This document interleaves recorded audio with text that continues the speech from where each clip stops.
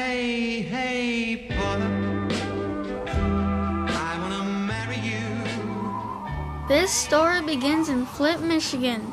We open with a freezing Saturday morning that was below zero.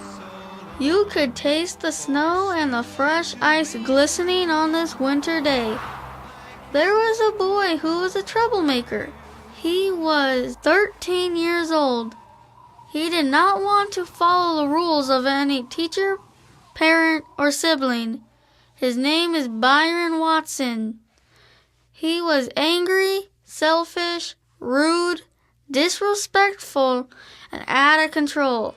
Byron's little brother, Kenny, 10 years old, was a great kid and loved to help people.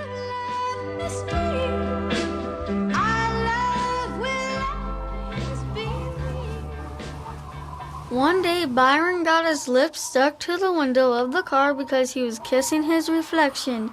Kenny saw this and ran for help. Byron started to yell, "Help! Help! Help!" Byron's mother and father came running out to see what was happening. Mama asked Dad, "What about hot water? Couldn't we pour enough hot water on the mirror so it would warm up and Byron's lips would be freed?" But the hot water froze on the window, so Mama had to rip his lips off the window, and Byron said, "Yeah!" A few weeks later, Kenny was at home alone relaxing. LJ, a boy who lived in the neighborhood, ran into his house and said, "I want to play with your monster and your dinosaur toys right now." Kenny said, "No, get your own." So LJ, this rude, selfish boy, stole his monsters and hid them in Kenny's pillowcase. Kenny was furious. Then, to make things worse, LJ went and put Kenny's dinosaurs in his dirty socks. Ew!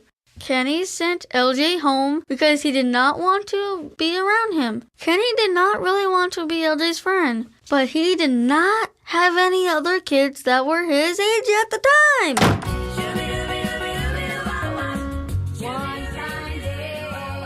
The last thing that Byron did before his family went to go visit his grandma was that he got caught playing with matches. Byron thought he was being cool until Kenny said, "Look, this time Mama was going to do what she said she would do. She was going to burn him if he played with fire again." Joetta, Byron and Kenny's little sister, said, "Mama, no, don't do it." Then she began to cry. I thought that was scary. Wow. Soon after the whole family went on the road trip, we passed the Appalachian Mountains. They drove in a car called the Brown Bomber.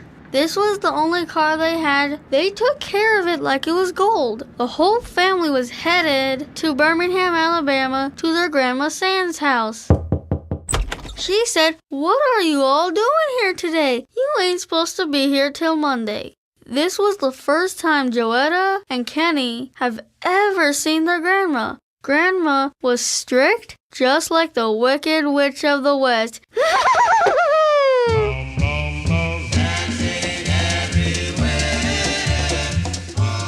Not long after we got to Grandma's house, Byron, Kenny, and Joetta went to a public beach. There was a huge whirlpool. There was a sign that said, "Warning, no trespassing, no swimming, no public entry." 6 lives were lost at this whirlpool, but Kenny did not care.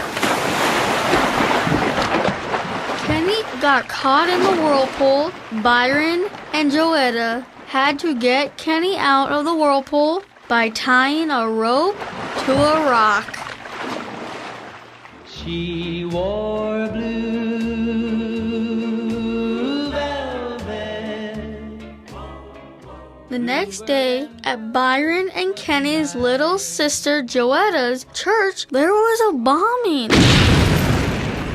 I looked into the church and saw smoke and dust flying around like a tornado was in here. Kenny said, "The dust was so pure, it was like a magic ball of flames." The whole family was shocked. The bomb killed 4 little girls. The whole town was scared and upset. Kenny, Byron, and Joetta's parents were so worried. Kenny was worried but didn't know how to express himself. All Kenny could think about was his dinosaurs. The next day, the whole family, except for Byron, traveled back to Flint, Michigan, still very shocked and upset. And I still can see blue velvet